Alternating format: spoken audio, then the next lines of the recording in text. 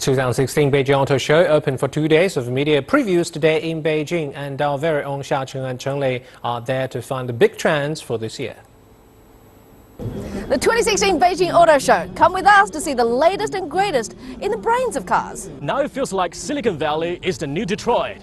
And the CES show is the new auto show. And of course, we will show you the lines, the muscle, and the purr. The stuff that makes your heart go boom, boom. Right, and I've got design guru Wu Linggawa with me.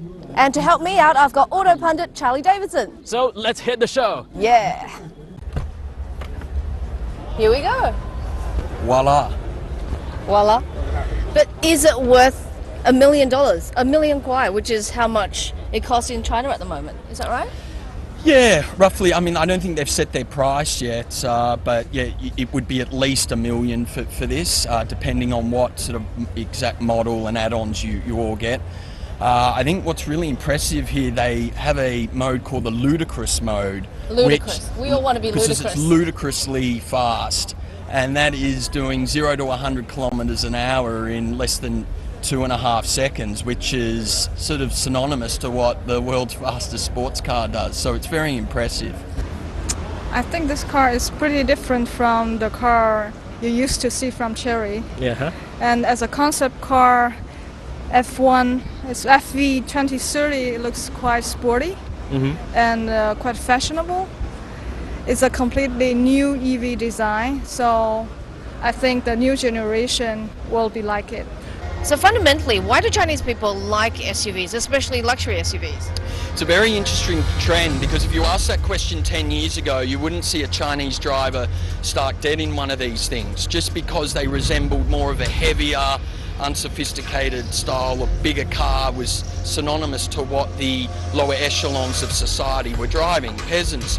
But now, with so many cars on the road, the SUVs give you that sort of mighty factor that you're a little bit more, you're elevated in the road. And there are 5 or 6 different car brands busting out, multiple models this year that will lead to around 500,000 units to be produced. But in the luxury segment, I'm talking Bentley's Bentayga and Maserati's Levante, right?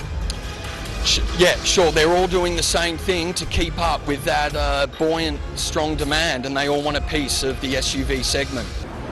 Proportion-wise, it's a little bit different from the traditional sporty cars. As you can see, the rear part is a little bit, waved. So I don't know what is the technology or function-wise design like that.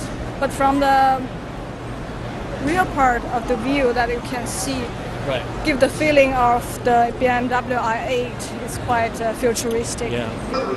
I think a lot of people are having high expectation of the EV cars, but still the performance, the function of the new EV cars are very different from in nowadays, because as I said before, how is the battery capacity, how is the duration of the performance.